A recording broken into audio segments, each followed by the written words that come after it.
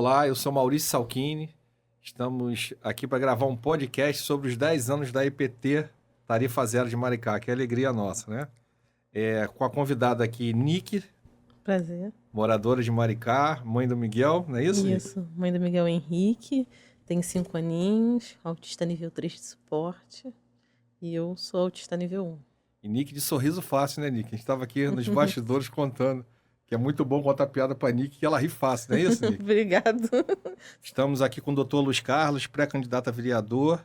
Esse momento político, doutor, eu penso que é um momento muito adequado para a gente debater o Tarifa Zero, a inclusão social pela mobilidade urbana. Que bom estarmos juntos nesse podcast, doutor Luiz. Sim, e principalmente para manter viva a ideia, a imagem dos benefícios que os vermelhinhos trouxeram, o que significa o Tarifa Zero na vida das pessoas.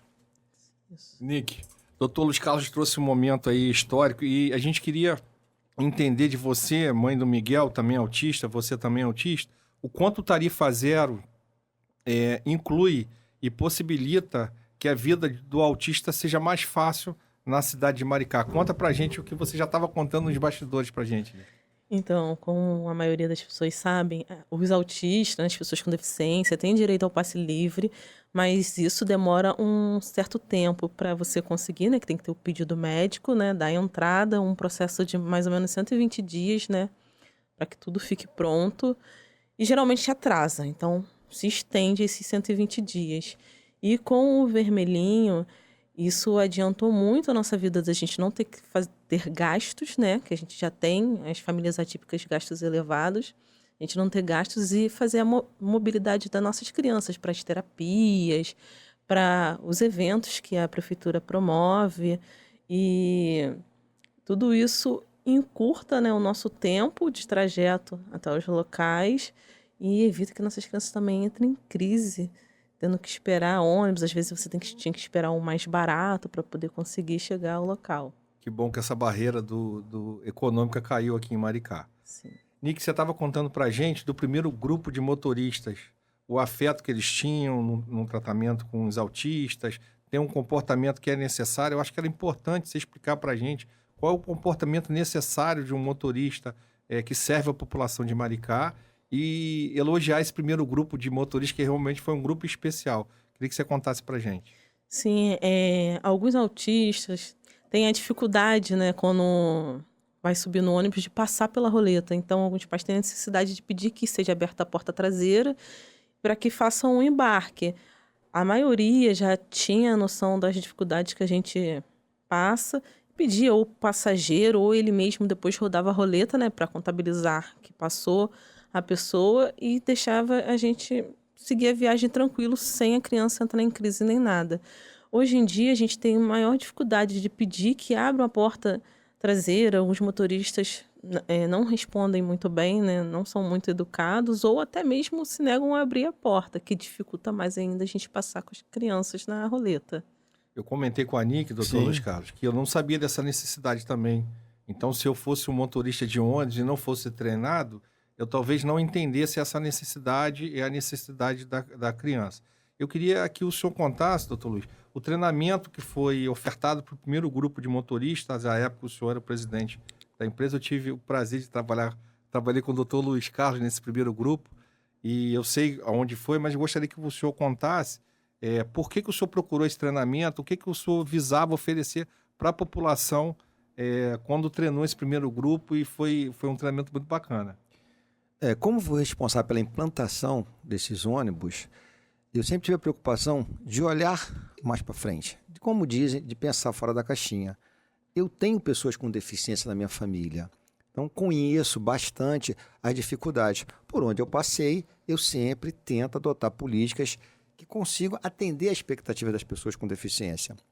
E daí, essa primeira turma de motorista, nós tivemos a preocupação de encaminharmos para a Andef, e a Andef nos disponibilizou um curso de capacitação para eles que soubessem lidar com qualquer pessoa que fosse usar o vermelhinho que tivesse deficiência, que, por incrível que pareça, é um grupo invisível, mas que, graças a Deus, está tendo agora visibilidade, né? Estão se mostrando. Sim. E com isso também traz uma responsabilidade para a gente, enquanto gestor público, de estar sempre olhando para eles, compreendendo a dificuldade e atendendo para que eles possam, assim, o máximo possível, viver nas mesmas condições, sem as dificuldades trazidas pela doença. Ou seja, a gente tem que vencer as barreiras na administração pública.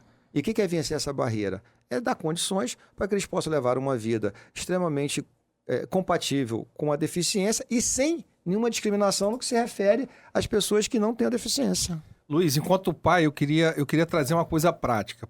O município, os vereadores, o candidato a vereador pode se comprometer, por exemplo, de estabelecer uma necessidade. Só vai exercer cargo público quem se qualificar nas necessidades da pessoa com deficiência, por exemplo. Isso é viável? Isso tem previsão legal? Isso é possível? O que você pode entregar aqui de promessa enquanto candidato a vereador? Assim, no caso, como candidato, não. Como pré-candidato a vereador, né? O que você pode conversar sobre a política do município no sentido de entregar esse conhecimento aí da máquina pública no atendimento às pessoas com deficiência? Quando você é um gestor público, você tem que pensar em administração para todos. Você não pode excluir nenhum setor da sociedade. Especificamente no que se refere à questão de lidar com as pessoas com deficiência no vermelhinho e também em qualquer outro setor da administração pública, porque o vermelhinho não é a única política pública voltada para a pessoa com deficiência. Então, enquanto pré-candidato, o que você entende, o que a gente deseja, após as eleições, que os mandatários tenham a preocupação de fazer um dos principais papéis, que é o papel do vereador, que é fiscalizar a prestação do serviço público, fiscalizar o que o Poder Executivo está entregando para a população. Na prática, a Nick contou um caso, Nick, conta pra gente que você precisava assinar, enquanto mãe do Miguel, um documento. Sim. Conta pra gente esse caso. Pode falar o local? Não. Pode falar o que você quiser. O máximo que pode acontecer é um corte aqui no podcast. Fica à vontade. Então, quando teve o início das inscrições para o Auxílio Cuidar, né? Uhum. Eu fui dar entrada no Auxílio do Miguel, que é também um benefício prestado pelo município. E quando chegou lá, eles não queriam deixar eu fazer a assinatura porque viram que meu documento era uma pessoa com deficiência. E perguntou, cadê o meu responsável? Mas eu era o responsável do meu filho, então eu não tinha necessidade de ter um responsável lá por mim. Eu estava lá para assinar, então ficou aquele embate entre o funcionário e eu para ver se eu poderia assinar ou não, até que eles chamaram a gestão lá, uma pessoa do cargo superior, que veio e falou, não, realmente ela pode assinar. Mas você vê o quanto o treinamento é necessário, porque se eu fosse uma pessoa que não insistisse, eu simplesmente ia deixar aquilo para lá e ir embora. E não teria direito ao benefício, da entrada nesse benefício. Então, esse treinamento de acessibilidade, de atendimento a esse público, seria importante para a EPT e para os outros órgãos públicos. Sim, esse exemplo que a Nick está trazendo para a gente mostra o quê?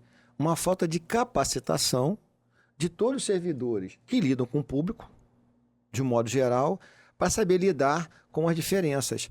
E aqui em Maricá é muito fácil resolver isso. Sim. Né? O Poder Legislativo, dentro do seu papel, o que ele pode fazer? Fiscalizar se está havendo essa capacitação. E nós temos a escola de administração aqui em Maricá. Ou seja, nós podemos propor e cobrar do Poder Executivo que os servidores da Prefeitura, Sim. em especial, como disse, aqueles que lidam com o público, ao assumirem um cargo, quer seja de maneira efetiva, quer seja de maneira temporária ou comissionada, que eles passem por um processo de capacitação para poder lidar com o público de modo geral. E tanto é verdade que isso seria efetivo que o primeiro grupo de motoristas, compreendendo a necessidade, funcionava adequadamente para a população, não é isso? Eu conseguia fazer um embarque tranquilo, avisava o motorista já, abria a porta de trás e eu embarcava com o Miguel. Muitas vezes a pessoa já cedia o lugar, né? Eu já facilitava, né? Que tem as cadeiras de prioridade ali perto, né? Eu sentava e a pessoa que estava embarcando na frente, às vezes o motorista pedia para aquela pessoa rodar a roleta por mim. Uma operação simples, mas que na prática facilita muito a vida da... Sim, e na época, quando nós implementamos isso, não havia ainda a escola de administração, mas conseguimos buscar organismos, como por exemplo a Andef, que nos deu esse treinamento e capacitou todos que pudessem trabalhar dessa forma, Sim. né?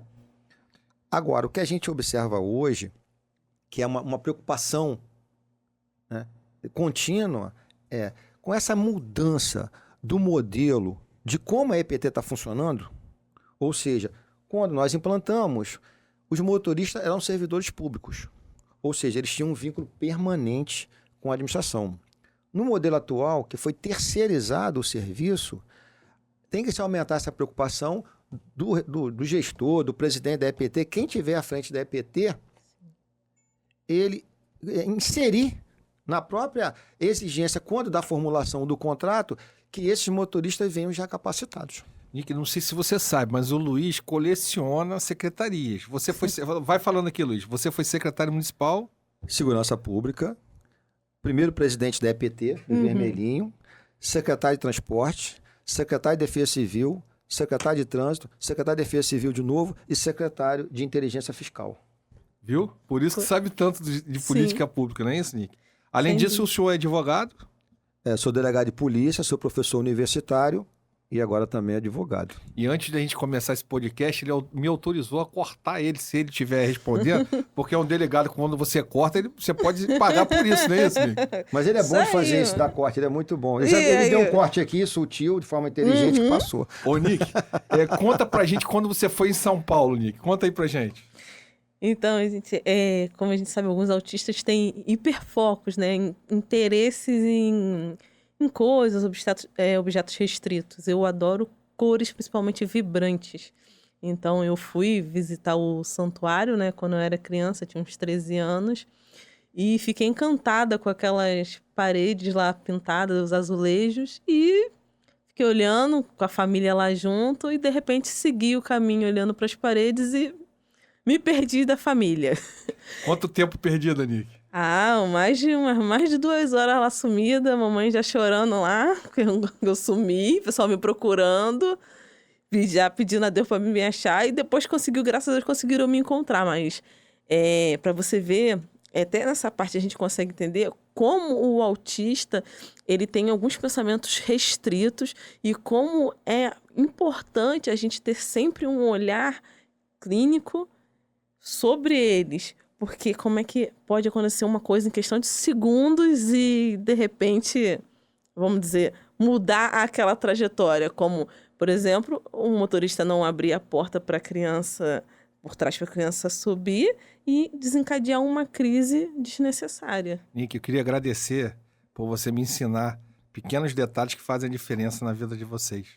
Eu que agradeço pela oportunidade de estar aqui. Doutor Luiz Carlos, queria agradecer o convite de estar nesse podcast e de conhecer a Nick. Mas agora eu que vou cortar o apresentador, entendeu? Ele vai fazer isso para destacar o seguinte: Nick, obrigado por tudo que você faz nessa luta da pessoa com deficiência. A Nick é uma liderança, e uma liderança natural, que surgiu em razão da sua força, surgiu em razão da sua dedicação, que não deixou que nenhum tipo de deficiência interferisse nos sonhos, interferisse na luta, né, no que ela quer e está conseguindo, está conquistando. Então, para mim, Nick, é uma honra. Eu agradeço. É imensurável você poder estar aqui, a gente está caminhando e, principalmente, como o Maurício falou, está aprendendo com você o que a gente pode fazer para melhorar. Para melhorar Maricá, tornar a Maricá realmente uma cidade como um toda acessível para pessoas com deficiência. Muito obrigado. Leva o nosso beijo pro Miguel. Muito obrigada. Tá bom, eu agradeço de coração a oportunidade. Prazer, Nick. Obrigado, Nick. Obrigado, doutor.